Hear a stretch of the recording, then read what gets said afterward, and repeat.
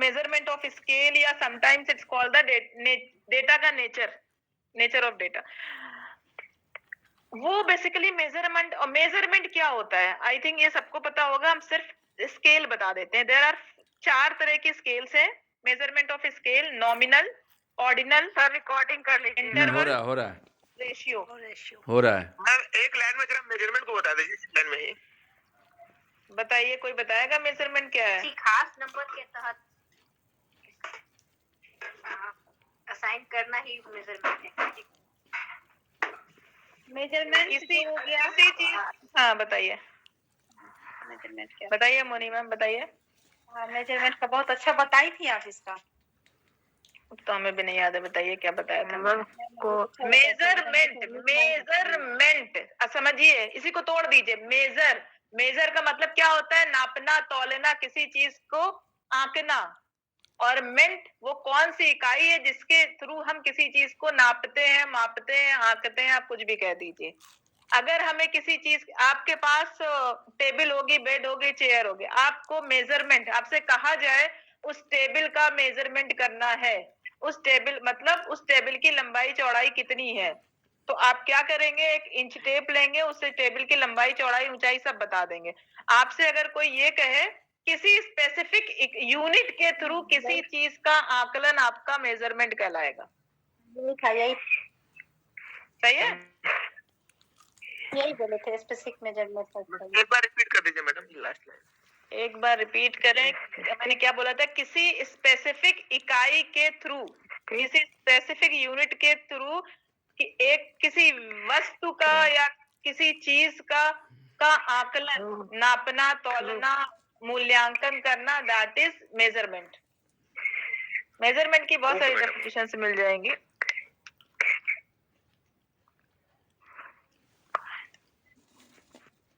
Measurement की basically definition, to measure something through a specific unit. अगर हम किसी नंबर को किसी खास नियम के तहत को असाइन करते हैं तो वही हमारा मेजरमेंट है।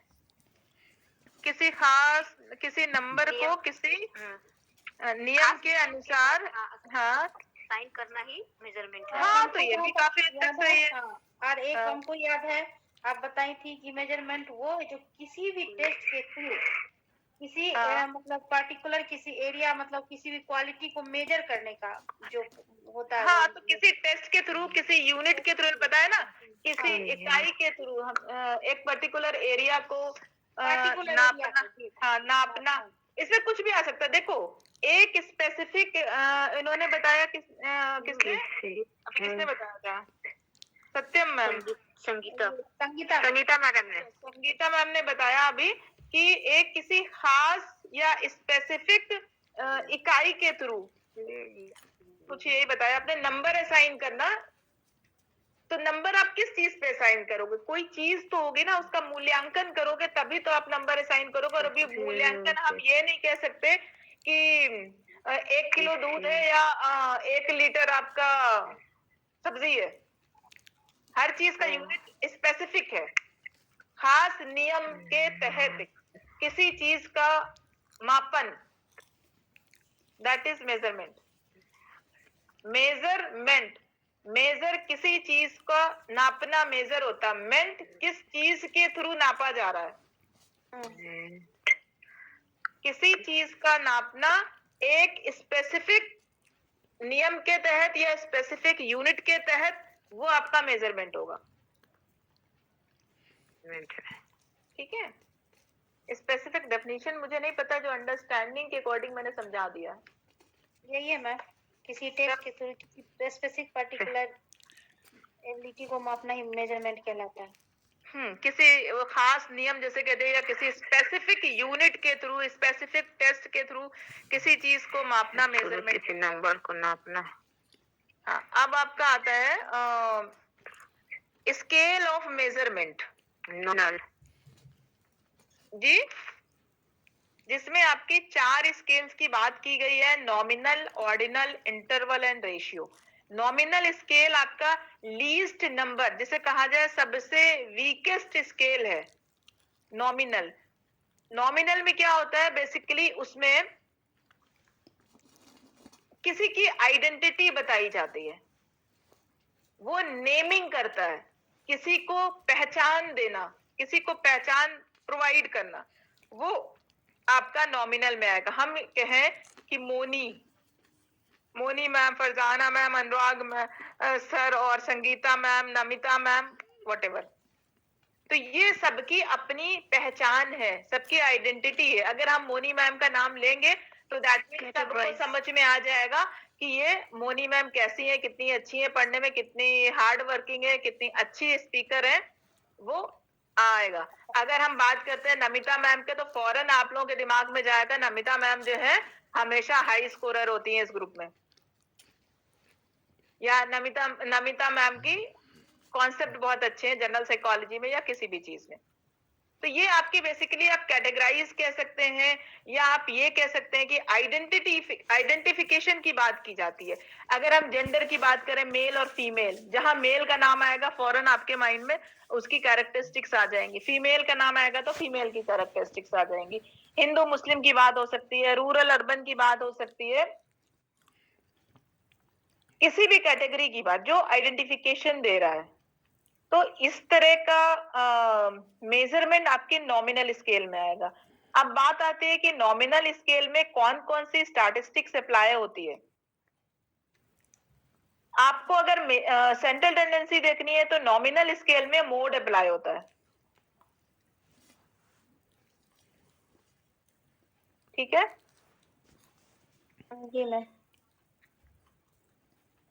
अब हम आगे चलते हैं ऑर्डिनल स्केल। सर कहाँ चले गए? नहीं, हैं कहीं गए नहीं है। अच्छा, सुन नहीं रहे सर हैं। बोले नहीं ना। नहीं सुन रहे हैं। ऑर्डिनल स्केल में बेसिकली ये सेकंड लीस्ट है, मतलब सबसे सेकंड वीकेस्ट है, सबसे कमजोर से थोड़ा बेहतर। यहाँ पर रैंक की बात की जाती है, ऑर्डर की बात की जाती है, क्रम की बात की जाती है। अगर कहा जाए इस कल के क्विज में हाईएस्ट स्कोरर कौन था, सेकंड हाईएस्ट कौन था, थर्ड हाईएस्ट कौन था, तो ये एक ऑर्डर बन गया, फर्स्ट सेकंड थर्ड। जिसके सबसे ज्यादा मार्क्स हैं वो फर्स्ट में, जिसके उससे कम है वो सेकंड में, जिसके सबसे कम है वो उसके कम है वो थर्ड में आ गया। बेसिकली यहाँ पर ऑर्डर की बात की जाती है। अब ये एक क्रम प्रोवाइड करता है, चाय बना लीजिए। आपका high socio economic status, middle और लो, ये आपकी एक क्रम हो गया। वो हम इसके बेस पे कैटेगरी भी बन जाती है, वो एक अलग बात होगी। अब यहाँ पर होता है क्या है कि ये बेसिकली आपको डायरेक्शन प्रोवाइड कर रहा है, बट मैग्नीट्यूड नहीं देता है।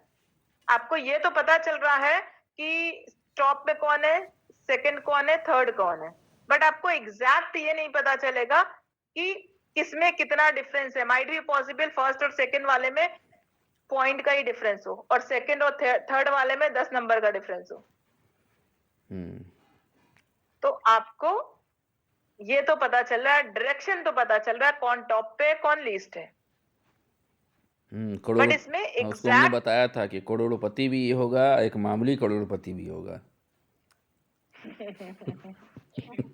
एग्जैक्ट डिफरेंस है। सपोज कल के क्विज में जो टॉप पे था हो सकता है कि उसके 80 में 60 होते और सेकंड टॉपर के हो सकता है 40 मार्क्स होते हैं। There is a possibility. First और सेकंड के बीच में क्या है डिफरेंस वो नहीं पता चलेगा ना। फर्स्ट और सेकंड के बीच में कितना डिफरेंस है ये नहीं, जब तक आपके पास वो ना आए। और ये भी हो सकता है कि 60 वाला फर्स्ट पे हो और 59.5 वाला सेकंड में हो, ये भी पॉसिबिलिटी होती है। अब बात करते हैं स्टैटिस्टिक्स की। अगर कोई चीज छूट जाए तो आप लोग प्लीज बताइएगा। स्टैटिस्टिक्स की बात जब हम करते हैं तो सेंट्रल टेंडेंसी के लिए कौन सी स्टैटिस्टिक्स आएगी जो कि हम हमेशा बोलते रहते हैं? सेंट्रल टेंडेंसी के लिए तो मिनी इंटरवल ना मैम, स्केल में ऑर्डिनल में सेंट्रल टेंडेंसी कौन सी आएगी? मीडियन आएगा, मीडियन। यस, मीडियन आएगा। और वो क्या आएगा? Variation, measure of dispersion, quartile आएगा, क्वार्टाइल डेविएशन। बिल्कुल सही बताया दीपिका मैम ने। इसके अलावा और कौन सी एनालिसिस, कोरिलेशन में कौन सी आएगी? कल ही बताया था। रैंक आउट आएगा। रैंक ऑर्डर कोरिलेशन, बिल्कुल बिल्कुल सही बताया आप लोगों ने, रैंक ऑर्डर कोरिलेशन। और नॉमिनल में कंटिंजेंसी कोएफिशिएंट, वहां कैटेगरी बनती है। अब इसके बाद और कौन सा बच रहा है ऑर्डिनल में? तो फरजाना मैम का वो कर परसेंटाइल दीजिए था, जी। परसेंटाइल नॉमिनल में आ मीडियन जाएगा। था, परसेंटाइल था, रैंक डिफरेंस था, और कोएफिशिएंट ऑफ कोरिलेशन तो वही आ गया ना, रैंक ऑर्डर कोरिलेशन, हाँ रैंक पियर्सन था, रैंक और ऑर्डर कोएफिशिएंट ऑफ कॉन्कॉर्डेंस करके है, संगति गुणांक। कॉन्कॉर्डेंस। हाँ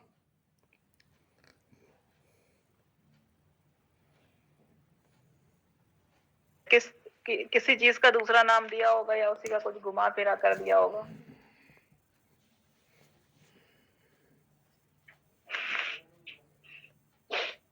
अब हम आते हैं आपके इंटरवल स्केल में।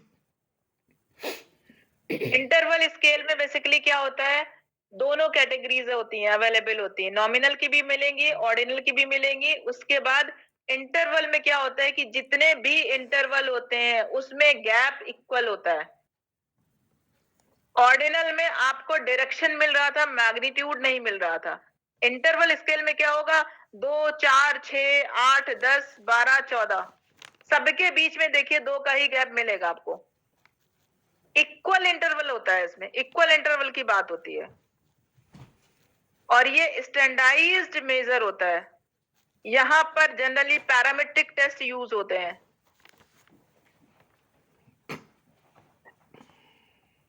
अगर यहाँ पे स्टैटिस्टिक्स अप्लाई की जाए तब सेंट्रल टेंडेंसी क्या होगा, डिस्पर्सन क्या होगा, और अदर टेस्ट क्या होंगे। हाँ, मीन सेंट्रल टेंडेंसी हो गया। डिस्पर्सन में क्या आएगा, एसडी आएगा। और टेस्ट कौन से आ जाएंगे, प्रोडक्ट मोमेंट कोरिलेशन आएगा। कोरिलेशन, हाँ यस, जितने पैरामीट्रिक टेस्ट हैं सब आ जाएंगे, हायर ऑर्डर सब आ इसमें आ जाएगा। जाएंगे।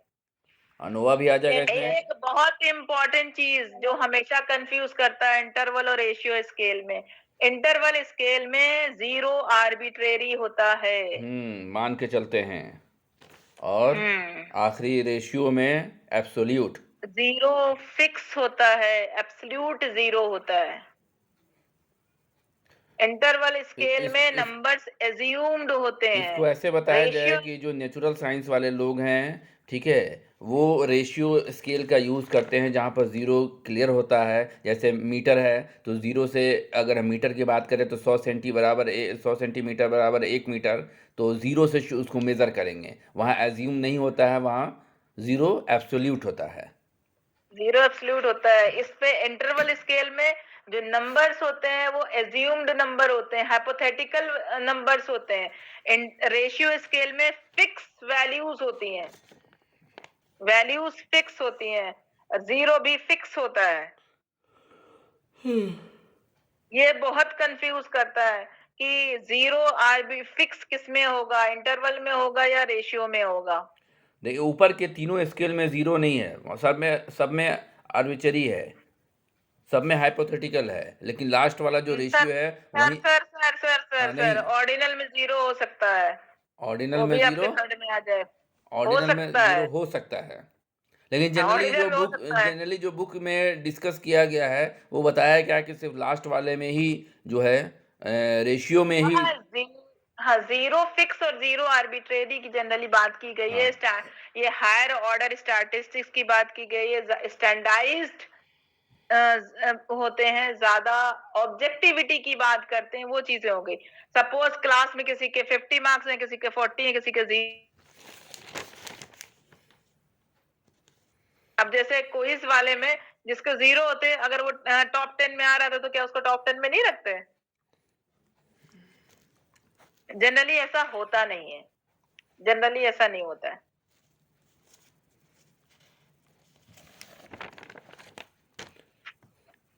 अब आपकी चौथा स्केल रेशियो स्केल तो बता दे, इंटरवल और रेशियो में एक ही डिफरेंस है, बस ज़ीरो का। उसमें आर्बिट्रेरी 0 है, इसमें फिक्स 0 है। इसके नंबर फिक्स होते हैं और यूनिट फिक्स होता है, उसमें जो है नंबर भी अज्यूम्ड वैल्यूज होती है। कहाँ ज्यादातर स्केल्स में यूज होता है 5.7.6 पॉइंट रेटिंग स्केल, तो उसमें नंबर तो आपके हाइपोथेटिकल नंबर्स होते हैं, एग्जैक्ट नंबर नहीं होते हैं। जहां हमारी रेटिंग 5 पॉइंट रेटिंग है 1 2 3 4 5, वहां हम 6 7 8 9 10 भी कर सकते हैं, 11 12 13 14 15 भी कर सकते हैं। वो तो आपको एक वो बता रहा है कि हमें कोई भी नंबर एज्यूम कर दें, एक डायरेक्शन दे रहा है। ठीक है। बट रेशियो स्केल में फिक्स होते हैं,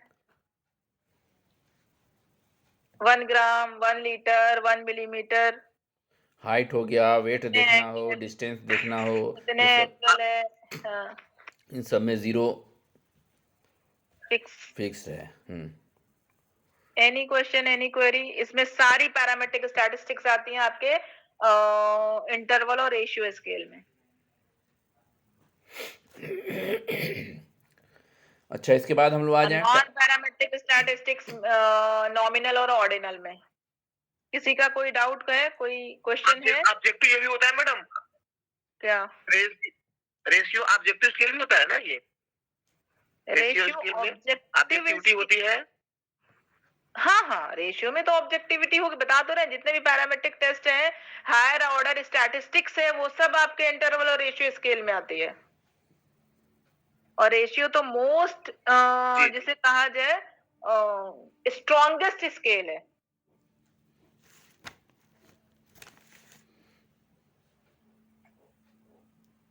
अब कुछ कह रहे थे? टाइप 1 टाइप 2 एरर में आ जाइए। Type 1 and type 2 error. Type 1 error किसी को आइडिया है? टाइप 1 टाइप 2 एरर तो आपने बताया था एक गलती और दो गलती। तो टाइप 1 एरर, 2 गलती, तो टाइप 2 एरर। ठीक है, बस याद रखिए, आप एक्सप्लेन, जिसने पढ़ा है वो एक्सप्लेन कर देगा, एक बस इतना सा याद रखे तो। टाइप 1 एरर में बेसिकली होता क्या है कि नल हाइपोथेसिस हम रिजेक्ट और एक्सेप्ट किसको करते हैं? नल हाइपोथेसिस को, सॉरी एक्सेप्ट नहीं करते, नल हाइपोथेसिस को ही हम रिजेक्ट करते हैं। नल हाइपोथेसिस सही है और उसको हम रिजेक्ट कर रहे हैं, एक गलती। टाइप 1 एरर, नल हाइपोथेसिस सही है और हम उसको रिजेक्ट कर रहे हैं, एक गलती। नल हाइपोथेसिस गलत है और हम उसको एक्सेप्ट कर रहे हैं, दो गलती। ये टाइप 2 एरर हो गया। बहुत सिंपली अश्विया ने बहुत अच्छा इसको बताया था और हमको उसी ढंग से याद है। वो दिमाग में क्लिक कर दिया जहां बस, जैसे। बस उसको रख लिए हैं। सर एक दफा रिपीट कीजिए। नल हाइपोथेसिस ट्रू है और हम उसको रिजेक्ट कर रहे हैं, ठीक है। तो एक गलती, सही है और हम उसको रिजेक्ट कर रहे हैं, एक गलती। नल हाइपोथेसिस हमारा गलत है, फॉल्स है, ठीक है, और हम उसको एक्सेप्ट कर रहे हैं, यानी दो गलती। एक तो गलत था और दूसरे हम उसको स्वीकार कर लिया।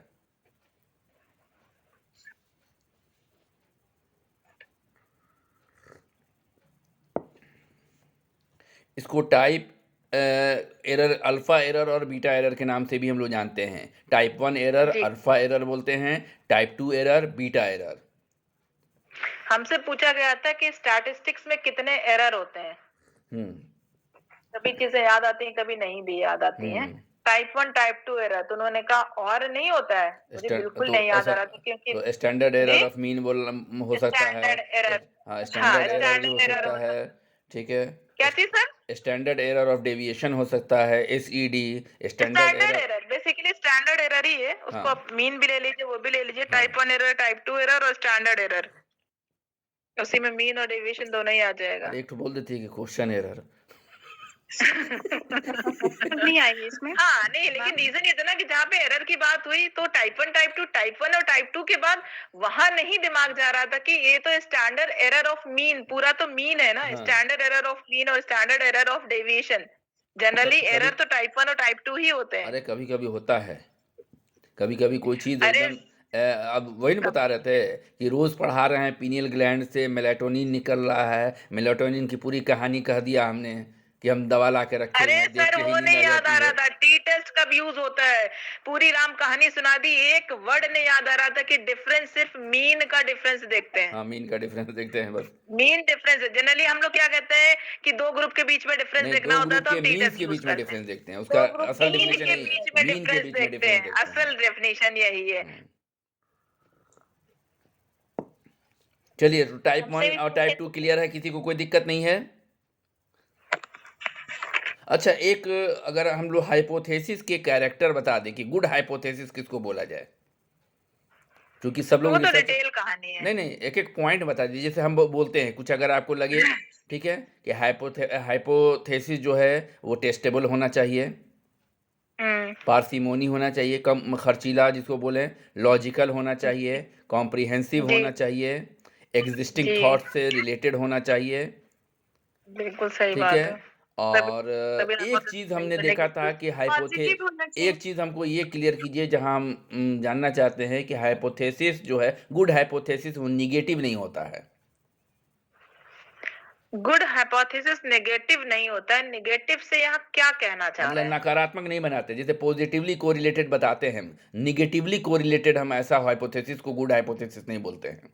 क्या ऐसा है? सर लेकिन हाइपोथेसिस बनती है नेगेटिवली वही तो रिलेटेड, अरे वही तो पूछ रहे हैं, क्योंकि इसके कैरेक्टर्स में दिया हुआ है। और क्योंकि अगर कोई हमें एग्जिस्टेंस लिटरेचर ये बता रहा है कि नेगेटिव कोरिलेशन है। हाँ, फैक्ट्स हैं हमारे पास, ठीक है, थॉट है, हाँ फैक्ट्स है हमारे पास, रिलेटेड स्टडीज बिल्कुल। हैं।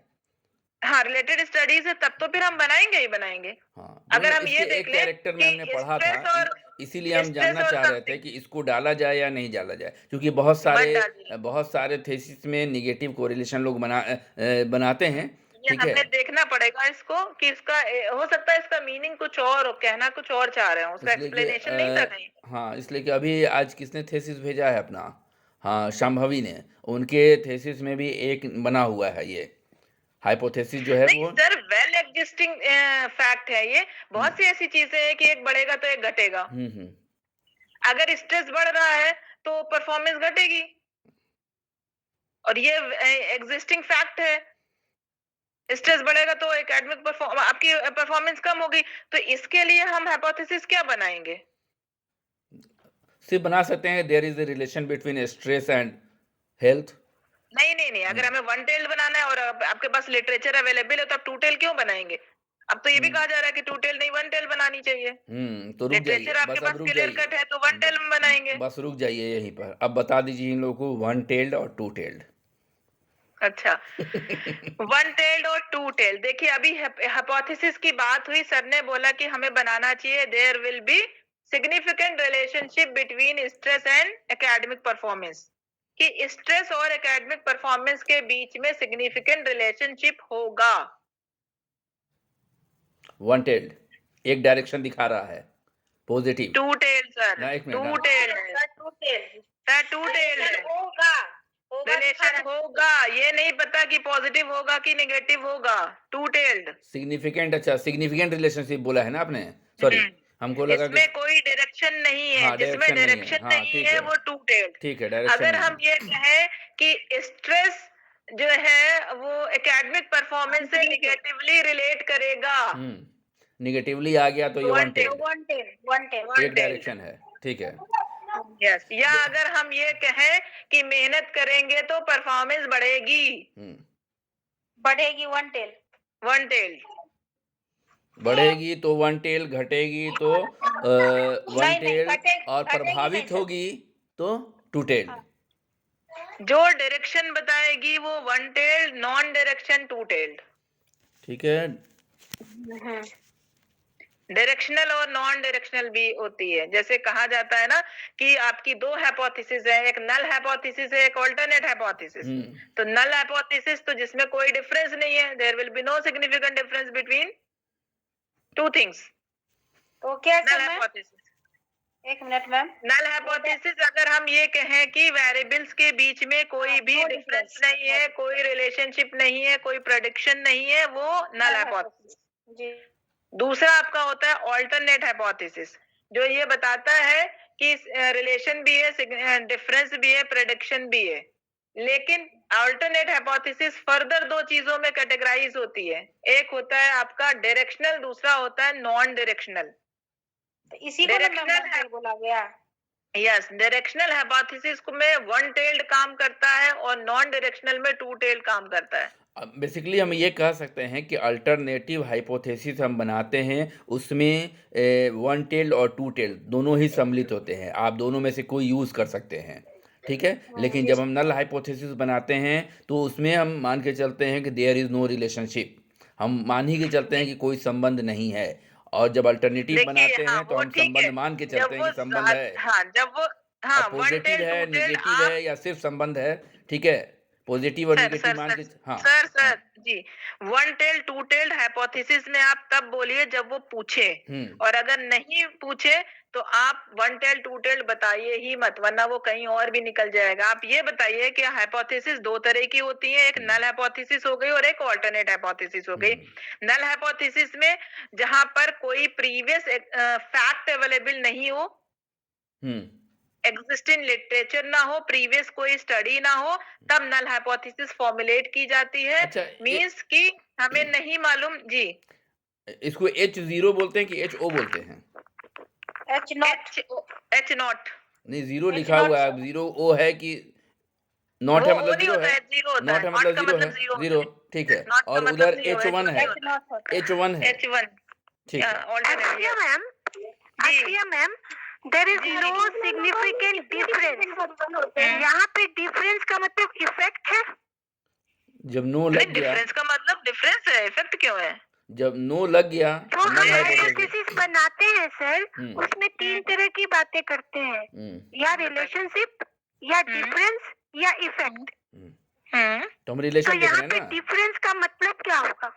डिफरेंस का मतलब दो ग्रुप के मीन में आप डिफरेंस देखना चाह रहे हैं, मेल तो वो और डिफरेंस फीमेल की के बात हो गई। अचीवमेंट में अगर कोई हम ये अंतर देखें, नहीं है, अगर हम ये अरे बनाते हम हैं, ये कहें ना कि रंजीता मैम और मोनी मैम की तैयारी में, प्रिपरेशन में, इंटरव्यू में कोई अंतर नहीं है, कोई डिफरेंस नहीं है। तो ये डिफरेंस हो गया। और तो अगर हम क्या ये अगर हम ये कहें कि हमारा जो एंजाइटी रिलेटेड वेरिएबल है और डिप्रेशन रिलेटेड, उन दोनों में कोई भी डिफरेंसेस नहीं मिला, यानी कि एंजाइटी भी सेम था, सेम पोजीशन पे था, और डिप्रेशन भी सेम पोजीशन पे था, इसको ऐसे जस्टिफाई कर सकते हैं? ये भी, लेकिन ये भी आपका जस्टिफाई हो सकता है, लेकिन एंजाइटी और डिप्रेशन का आप वो देख लीजिएगा कि एक्चुअल रिलेशन क्या है। हालांकि डिफरेंस जनरली आपका देखा जाता है दो कैटेगरी के बीच में, दो लोगों के बीच में। एंजाइटी मान लो आपकी एक कि- अलग चीज है और अलग वेरिएबल है, डिप्रेशन एक अलग वेरिएबल है। जैसे आप मान लो कि फीमेल का एग्रेशन एक विशेष परिस्थिति में और उसका डिप्रेशन, दोनों में क्या अंतर होना चाहिए, इसको अगर देखा गया कि सेम सिचुएशन में एंजाइटी कितना है और सेम सिचुएशन में डिप्रेशन कितना है? आप ये कह सकते हो कि सेम सिचुएशन में एंजाइटी इतनी है और डिप्रेशन इतना है। और पहली चीज रंजीता मैम, एंजाइटी और डिप्रेशन अपोजिट नहीं है। नहीं, सेम है, क्योंकि एंजाइटी डिप्रेशन से रिलेटेड है। एंजाइटी डिप्रेशन से कैसे रिलेटेड है? एंजाइटी डिप्रेशन से कैसे रिलेटेड है? क्योंकि एंजाइटी अगर बढ़ता है तो डिप्रेशन लेवल बढ़ता है। एंजाइटी अगर बढ़ेगी तो डिप्रेशन लेवल बढ़ेगा। किस डायरेक्शन में बढ़ेगा? पॉजिटिव। एंजाइटी, देखिए डिप्रेशन का सिम्टम्स क्या होता है? डिप्रेशन दोनों में अलग आप अलग चीजें हैं। अश्विया, एक मिनट, जी जी सर। रंजीता, इसी को क्लियर करना है। रंजीता बहुत आराम से इसको समझ लीजिए कि एंजाइटी जो है हमारा, ठीक है, दो तरह का हम लोगों ने बात किया था, एक रियल एंजाइटी, एक न्यूरोटिक एंजाइटी। तो रियल एंजाइटी हम सारे लोग करते हैं, ठीक है, किसी भी स्ट्रेंजर के प्रति, किसी भी सिचुएशन के प्रति हमारा रिएक्शन जो होगा वो नेचुरल एंजाइटी है, ठीक है, रियल एंजाइटी जिसको बोलते हैं। एग्जाम में हम लोग पढ़ रहे हैं, चिंतित हैं, रियल एंजाइटी। लेकिन जब हम बात करें एक्सपेक्टेशन की, कि हम मात्र सिर्फ सोच के, फियर की वजह से, डर की वजह से, क्या है, हम चिंतित हैं कि कहीं ऐसा हो गया तो। अब मान लीजिए कि हम 81 पर हैं और हम परेशान हैं कि कहीं हम फेल कर गए तो, कहीं ऐसा हुआ तो, ठीक है, मात्र हम सोच सोच के अपनी पढ़ाई को चौपट कर ले तो ये न्यूरोटिक एंजाइटी में आएगा। लेकिन डिप्रेशन जो है, डिप्रेशन की कहानी बिल्कुल अलग है। क्या है डिप्रेशन की कहानी? बताया था हमने, वर्थलेसनेस, होपलेसनेस, हेल्पलेसनेस, ठीक है। तो जब व्यक्ति का कॉग्निटिव स्ट्रक्चर गड़बड़ होता है, ठीक है, कॉग्निटिव स्ट्रक्चर में हम ये फील कर रहे हैं कि हमारा कोई वैल्यू नहीं है, हमारा कोई मदद करने वाला नहीं है, हमारा कोई हेल्पलेसनेस, होपलेसनेस और हाँ, हमारे लाइफ में कुछ भी नहीं है, कुछ नहीं सिंपल है, वर्ड कुछ भी ठीक नहीं है। है, का हाँ। मीनिंग है तो हमारी वो लाइफ चला में कुछ जाता है भी नहीं है। कॉग्निटिव, उसका जो गड़बड़ होता है ना, कॉग्निशन गड़बड़ हो जाता है, उसके जो लाइफ का परसेप्शन है चीज़ों का वो निगेटिव चला जाता है।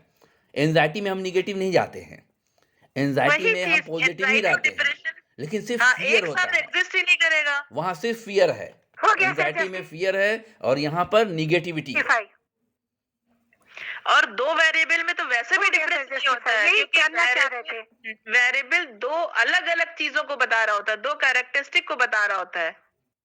दो वेरिएबल में डिफरेंस नहीं होता, दो वेरिएबल में रिलेशनशिप होता है। ठीक है, thank you ma'am, thank you sir. चलिए, अल्टरनेटिव हाइपोथेसिस हो गया हम लोग का और नल हो गया। ये हाँ। मैडम ये 1 टेल 2 टेल क्या है?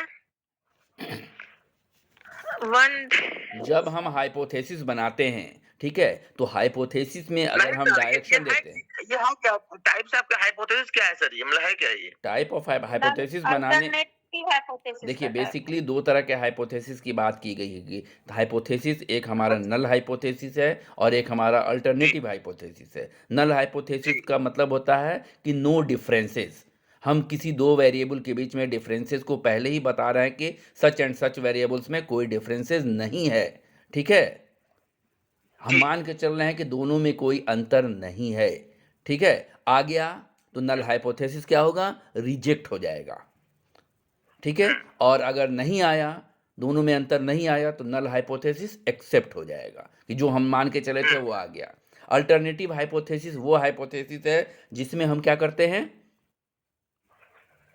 क्या चीज देखते हैं, दोनों के बीच में रिलेशन होता है सर, इसमें नहीं रहेगा, जस्ट अपोजिट हो जाएगा। दो वेरिएबल को नल डिफरेंस का देखते हैं। नल का जस्ट अपोजिट हो जाएगा, इसमें ये डिफरेंस नहीं है, इसमें ऑपरेशनल डिफरेंस स्टेटमेंट होगा, किसी भी रिसर्च का ये ऑपरेशनल स्टेटमेंट है जहाँ पर दो वेरिएबल्स के बीच हम रिलेशनशिप को देखते हैं या डिफरेंसेस को देखते हैं, और इसमें हमारे दो तरह के डायरेक्शनल और नॉन डायरेक्शनल दोनों चीज़ें देखने को मिलेंगी। इसी डायरेक्शनल को वन टेल्ड कहा गया और नॉन डायरेक्शनल को टू टेल्ड कहा गया। अब डायरेक्शनल की बात अगर करें तो हम बता रहे हैं ये कि सच और सच वेरिएबल में पॉजिटिव कोरिलेशन है, डायरेक्शन बता रहा है, ठीक है, कि एक से एक का संबंध दूसरे से पॉजिटिव है, ठीक है, या एक का संबंध दूसरे के संबंध से निगेटिव है, डायरेक्शन बता रहा है। और जब हम ये बताएं कि दोनों में सिग्निफिकेंट रिलेशनशिप है, संबंध है, लेकिन पॉजिटिव है या निगेटिव है ये नहीं हम बना रहे हैं, सिग्निफिकेंट रिलेशनशिप है कि एंजाइटी और वर्क परफॉर्मेंस में सिग्निफिकेंट रिलेशनशिप है,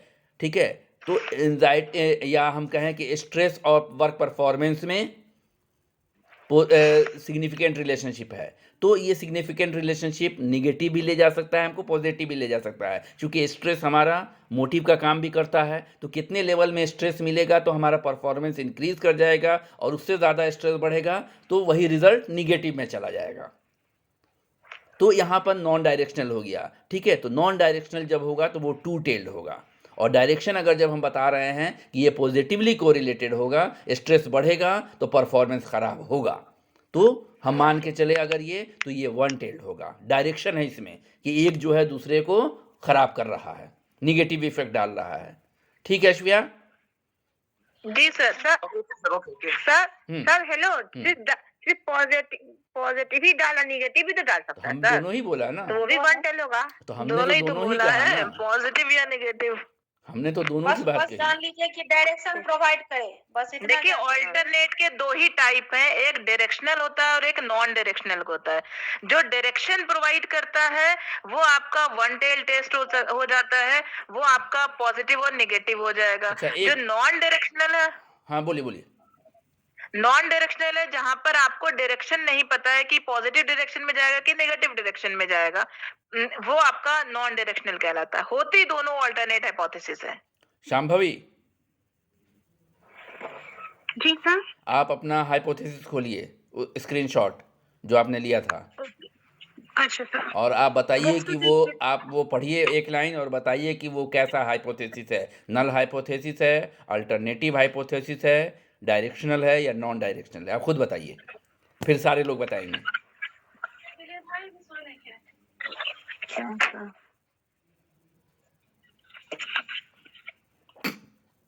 सर फर्स्ट हाइपोथेसिस है employed women will show higher modernity compared to unemployed women. High modernity बता रहा है कि जो एम्प्लॉयड वुमेन है उसमें क्या होगा, उच्च मॉडर्निटी पाया जाएगा। ठीक है, डायरेक्शन पता चल रहा है? जी सर। ठीक है, एक डायरेक्शन दिख रहा है ना? Yes, sir. तो ये अल्टरनेटिव हाइपोथेसिस में डायरेक्शनल हो गया। क्लियर है? जी। दूसरा पढ़ लीजिए, एक और क्लियर हो जाए। Higher will be the education, higher will be the modernity.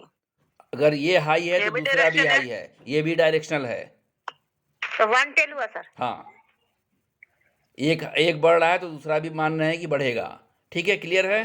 तो आप अपने हाइपोथेसिस को खुद समझ पाइएगा कि हमारे हाइपोथेसिस जो हैं वो 1 टेल्ड हैं या 2 टेल्ड हैं। इसमें कहीं पर एक आपका एक और आया था, सबसे लास्ट हाइपोथेसिस पढ़िए, 5वां।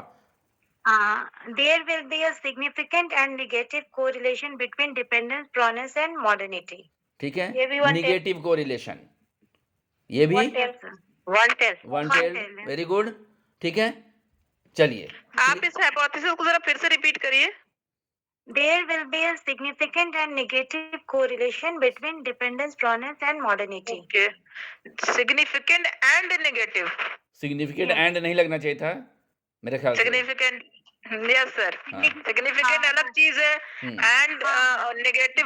सिग्निफिकेंट के बाद नेगेटिव पॉजिटिव तो खुद ही आ जाएगा। पॉजिटिव भी सिग्निफिकेंट हो सकता है, नेगेटिव भी सिग्निफिकेंट एंड नेगेटिव तो उसको ऐसे यूज करना था कि सिग्निफिकेंटली निगेटिवली सिग्निफिकेंट कर लेना था। चलिए कोई बात नहीं है, ये क्लियर हो गया कि आप अपने हाइपोथेसिस को कैसे समझ सकती हैं। जी जी। ठीक है, अगर आपसे पूछेगा इंटरव्यू में कि ये आपका हाइपोथेसिस ये था और ये क्या डायरेक्शनल है या नॉन डायरेक्शनल है या अल्टरनेटिव है या नल है, तो क्या बताइएगा? नल है? नहीं सर, 1 टेल। अल्टरनेटिव अल्टरनेटिव है। ठीक है, स्टेटमेंट है और अल्टरनेटिव में भी डायरेक्शनल है। ठीक है, जी। चलिए, very good. Okay, thank you sir. Level of significant अब बता दीजिए अश्विया। लेवल ऑफ सिग्निफिकेंट को बेसिकली पी वैल्यू से डिनोट किया जाता है। जहाँ पी वैल्यू की बात आती है और जो हमारा क्या था, नल हाइपोथेसिस को रिजेक्ट करने के लिए ही बनाया जाता है। हाँ। नल हाइपोथेसिस को रिजेक्ट करने के लिए, ऑल्टरनेट हाइपोथेसिस को एक्सेप्ट करने के लिए, एक्सेप्ट करना है। इसी के लिए लेवल ऑफ सिग्निफिकेंस देखते हैं हम कि या तो हमको उसको रिजेक्ट करना है या फिर एक्सेप्ट करना है। नल हाइपोथेसिस को रिजेक्ट करना है और ऑल्टरनेट हाइपोथेसिस को एक्सेप्ट करना है। एक चीज हमेशा याद रखिए कि नल हाइपोथेसिस एक्सेप्ट नहीं होती है, ऑल्टरनेट हाइपोथेसिस रिजेक्ट नहीं होती है। ये याद रखिएगा, बहुत इंपॉर्टेंट है कि नल हाइपोथेसिस क्या होता है? रिजेक्ट होती है। रिजेक्ट हमेशा नल हाइपोथेसिस को किया जाता है, एक्सेप्ट नहीं होता है। नल हाइपोथेसिस एक्सेप्ट करके क्या होगा सर, ये बताइए। नल हाइपोथेसिस अगर एक्सेप्ट हो गई हो जाएगा तो रिव्यू आ जाएगा उसका। सर वो तो नाम से ही उसको अच्छा, एक मिनट मेरा एक सवाल आ रहा है।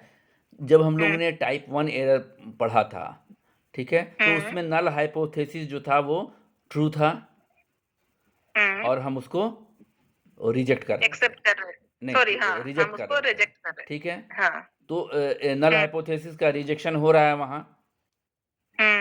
और दूसरा ये था कि नल हाइपोथेसिस हमारा गलत है और हम उसको एक्सेप्ट कर गलत है और उसको हम एक्सेप्ट कर रहे हैं। नल हाइपोथेसिस तो एक्सेप्ट हो रहा है सर, इसीलिए तो ये एरर में आ रहा है कि दोनों ही गलतियां हैं, इसीलिए तो ये एरर में आ रहा है। चलिए ठीक है, इसीलिए हमने कहा कि देखिए पिछला जो पढ़िए उसको ले आइए वापस।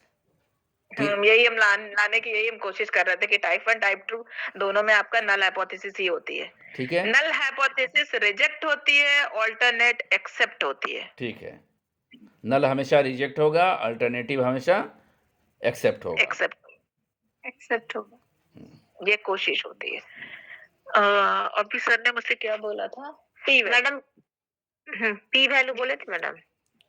लेवल ऑफ सिग्निफिकेंस कि कितने लेवल पे किसी वैल्यू को सिग्निफिकेंट किया जाता है। बेसिकली जनरली जो एक्सेप्टेंस की बात होती है सिग्निफिकेंट, वो 0.05 वैल्यू लेवल, 0.01 और 0.001, 3 लेवल, 3 कैटेगरी है। हाँ, तो 0.05 में क्या होता है और इसके बेस पे ही हमारी नल हाइपोथेसिस रिजेक्ट होती है, या 90 आप ये हम कहिए लोग कि इसके बेस पर 0.0 हमारी हाइपोथेसिस एक्सेप्ट एंड रिजेक्ट होती है। 0.05 जो हम लोग समझते हैं वो यही समझते हैं कि 95% केसेस में, ठीक है, रिजल्ट जो है वो सेम आएगा। 5% जो है वो बाय चांस रिजल्ट चेंज कर सकता है। 0.95%, 95% नहीं, हाँ 0.95%, 0.95% है। 0.95% अगर 0.05 पे सिग्निफिकेंट है, तो इसका मतलब ये होगा कि 0.95% केसेस आपके सिमिलर होने के चांसेस हैं, और ओनली 0.05% डिफरेंस होंगे, ठीक है, डिफर हाँ, करेगा। डिफर करेगा वो भी बाय चांस। दूसरी चीज ये होती है बाई चांस, हाँ, कि एरर के चांसेस ओनली 0.05% है।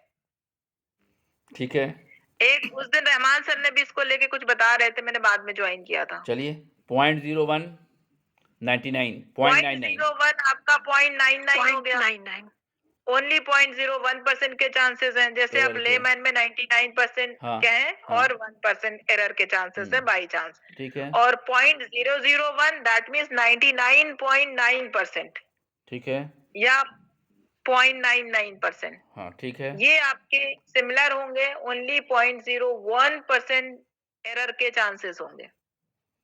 ये हो गई आपकी P value, level of significance. इसी के बेस पे एक्सेप्ट और रिजेक्ट की जाती है हाइपोथेसिस। और अगर हमारा स्कोर जो है 0.05 से नीचे आ गया, जो स्कोर्स हैं, तो ये हाइपोथेसिस क्या होगा? सिग्निफिकेंट माना जाएगा। 0.05 से नीचे आ गया, ठीक है, 0.50 पर एक स्कोर दिया हुआ है 2.62, ठीक है, और हमारा आया उससे कम है, 2.58, हाँ, तो हम उस हाँ, लेवल तक उससे तो कम है, पहुंच तो नहीं फिर ये पाए, तो फिर ये रिजेक्ट हो जाएगा ना। सिग्निफिकेंट नहीं होगा। लेवल ऑफ सिग्निफिकेंट में हम इसको क्या बोलेंगे? ये नॉट सिग्निफिकेंट, नॉट सिग्निफिकेंट। ठीक है। जैसे ही इस लेवल से हाँ, नीचे आया नॉट सिग्निफिकेंट, इसको बहुत लेमैन की तरह समझ लीजिए कि एक, समझिए कि 5 रुपए का जो है या 10 रुपए की साइकिल है और 15 रुपए की मोटरसाइकिल है, ठीक है। अगर आपके पास 9 रुपया है, आपके पास आया, तो आप क्या साइकिल खरीद सकते हैं? साइकिल का दाम 10 रुपया है, खरीद सकते हैं? नहीं खरीद सकते हैं। तो इसका मतलब कि आप सिग्निफिकेंट नहीं है, उस लेवल तक पहुंचने के लायक नहीं है आप, ठीक है। अगर आपके पास 12 रुपया है, तो क्या साइकिल खरीदिएगा? खरीद लोगे, बाइक नहीं खरीद पाओगे। तो 0.05 पर आप सार्थक हो गए, यानी आप साइकिल खरीद सकते हैं, मोटरसाइकिल नहीं खरीद सकते हैं, ठीक है। अगर आपके पास 16 रुपया है, तो आप दोनों दो में से जो चाहे वो खरीद लेंगे। तो आप बताइएगा कि हम मोटरसाइकिल खरीद सकते हैं। ये कहने की जरूरत नहीं है कि हम साइकिल भी खरीद सकते हैं, ठीक है। हाँ जी। अब मोनी वाला 1 रुपया बचे बता ली। हाँ, मोनी वाला 1 रुपया बचा ही नहीं। रवि ने बचाए लिए, कोई दान नहीं। 1 रुपया साइकिल में 2 रुपया बचाए थे सर, मोटरसाइकिल में 1 रुपया बचाए। वैसे मिले मिलेगी नहीं, 10 और 15 रुपए में नहीं मिलेगी, लेकिन जो ही है उसी में। हाँ, हम लोग उसी में काम चला दे रहे हैं, ठीक है। और एक चीज, अगर आप मैनुअली देख रहे हैं तो आपकी कैलकुलेटेड वैल्यू जो आपने कैलकुलेट करके निकाली है, वो टेबल की वैल्यू से ज्यादा होगी, तब तो आपकी हाइपोथेसिस एक्सेप्ट होगी, या हाँ एक्सेप्ट होगी। और अगर आपकी टेबल की वैल्यू ज्यादा है, कैलकुलेटेड वैल्यू कम है, तब तो आपकी हाइपोथेसिस एक्सेप्ट नहीं होगी, that means not significant. Not significant हो जाएगा। तो टेबल हम लोग तो उसी से मिलाते हैं ना, और किससे मिलाएंगे? नहीं, अब तो मिलाने की क्या जरूरत है, सॉफ्टवेयर धड़ाधड़ वैल्यू हाँ, दे वो रहे तो बता होते ही हैं। देता है, सही बात है, SPSS में चले जाएंगे। धड़ाधड़ वैल्यू दे रहे होते हैं, उसमें तो खाली ये देखना होता है कि किस लेवल कौन सी वैल्यू आ रही है। चलिए, अब एक और चीज़ आ गया जो आपके रिसर्च से रिलेटेड है, वो डिग्री ऑफ फ्रीडम, DF। हर लोगों ने निकाला है P वैल्यू, ये पहले ही बताया था, डिग्री ऑफ फ्रीडम। ये तो अभी परसों ही बताया था मैंने। कितना चांसेस है रिजल्ट? मैंने एक बार फिर से बता दीजिए डिग्री ऑफ फ्रीडम। बस थोड़ा थोड़ा बताते डिग्री चलिए, डिग्री आप थोड़ा ऑफ बता दीजिए। फ्रीडम। सब थोड़ा ही है, फ्रीडम ज़्यादा से नहीं क्या है। समझते हैं? फ्रीडम से क्या समझते हैं और डिग्री से क्या समझते हैं? आजादी। फ्रीडम फाइटर को तो हम जानते हैं, आएंगी एकदम प्रज्ञा प्रभु। फ्रीडम, आजादी, और डिग्री डिग्री हम लोग को मात्रा, ऐसे तो मात्रा हम लोग बंदिश। समझते हैं। कितनी आपको कितनी फ्रीडम मिल रही, कितने डिग्री तक, कितने लेवल तक आपको फ्रीडम दी जा रही है एरर को एक्सेप्ट करने का, that is degree of freedom. Error को एक्सेप्ट करने का, कि मतलब एरर के इंक्लूड होने के, एरर के चांसेस कितने डिग्री तक है, कितना फ्रीडम दिया गया। जैसे कहा जाता है ना कि बच्चे को आजादी दे दी कि घर के आसपास आप खेल सकते हैं, इतनी आजादी है, उसके आगे जाने का कोई चांस नहीं, नहीं तो पनिशमेंट मिलेगा।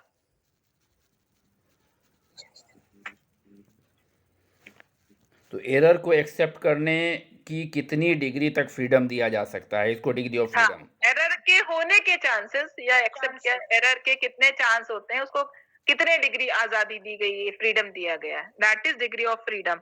और ये हर ग्रुप में सिर्फ एक ही वैल्यू का डिग्री ऑफ फ्रीडम होता है हर ग्रुप में, n-1, 2 ग्रुप हो गए तो n-2। जहां पर रो और कॉलम की बात हो गई तो रो -1 इंटू कॉलम -1 और C-1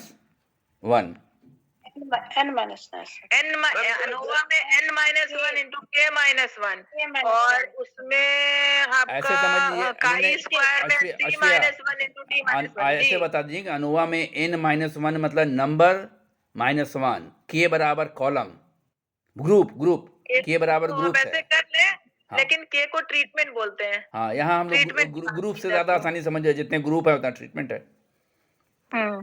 तो के मैम इसको ऐसे भी बोल सकते हैं ना हाँ। कि किसी भी सैंपल में एरर के होने के चांसेस कितने परसेंट हैं। फ्रीडम कितने परसेंट दिया गया है, कितने परसेंट फ्रीडम है वो, that is degree of freedom. ये तो दिया जाता है ना, n-1 एक्सेप्टेबल चीज दी गई है। ओके, इसीलिए इसको फ्रीडम टू वेरी बोलते ही हैं। स्कोर के freedom freedom to to very बोलते हैं, किसी स्कोर का फ्रीडम टू वेरी कितना है, डिग्री ऑफ फ्रीडम। तो मान लीजिए अश्विया कि 100 लोगों पे हमने किया, 100 लोगों का किया और n-2, तो 2 ग्रुप लिए और 198 आया। तो ये 198 जो हमारा डीएफ आया, ये क्या बताता है? 100 के 2 लोग हैं ना, हमारे 2 दो ग्रुप है, एक 100 लड़की का 100 लड़के का, ठीक है। 198 हुआ, डीएफ हमारा 198 आएगा। ये 198 क्या बता रहा है, ये हम समझ नहीं पाए। डीएफ तो है 198 ये बता रहा है कि जब आप लेवल ऑफ सिग्निफिकेंस देखेंगे तो 200 की जगह 198 पे देखा जाएगा। अच्छा। क्योंकि 2% या 0.2% आप कुछ भी कर लीजिए, उतने एरर के चांसेस होते हैं। अच्छा, समझ में आई बात आप लोग कि अगर हमारा सैंपल 200 है, ठीक है, तो हम उसमें -2 कर रहे हैं, 198 पर हम उसको चेक करेंगे लेवल ऑफ सिग्निफिकेंस, इसलिए चेक करेंगे कि ये जो 2 है ये एरर के चांसेस हैं, इतने एरर को हम मान के चल रहे हैं कितना एरर आएगा, इसको एक्सेप्ट कर रहे हैं कितना वेरिएशन होगा। क्लियर है? जी सर। जी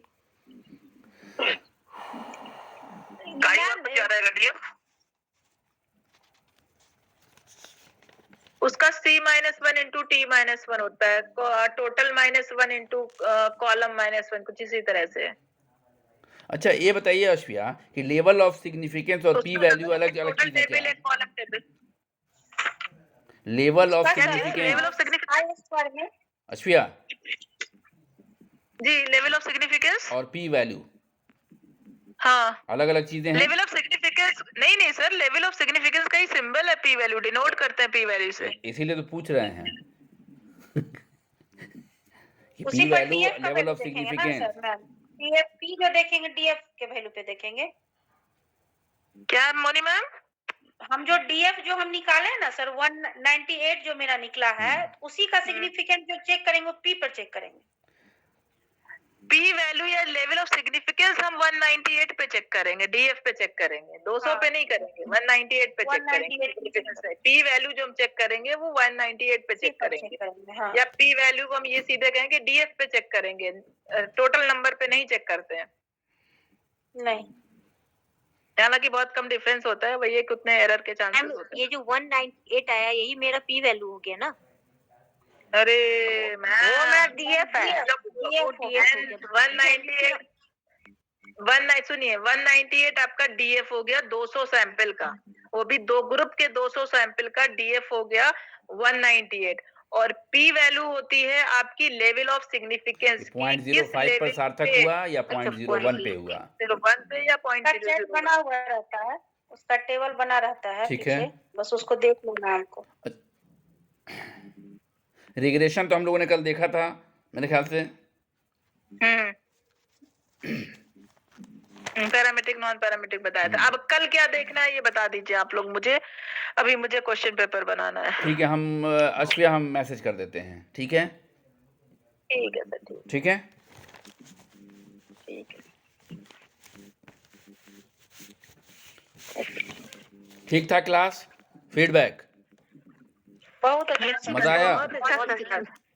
एकदम चलिए। क्लियर सर ये बताइए, आपने मुझे जो फर्स्ट पेपर के लिए वो भेजे थे उसमें वीडियो देखी, कुछ कुछ चीजें वो बता रहे हैं, जो पुराने जो पेपर आए हैं वो बता रहे हैं, कुछ नया एक ही देखी। अरे 2023 का भी तो भेजा है सब, 22 का जो आने 2023 इसके लिए का है। वैसे उसमें लिंक में चले जाइए, उसके जब खोलिएगा ना तो नीचे उसका लिंक है, उसमें से आप निकाल लीजिए सारी चीजें।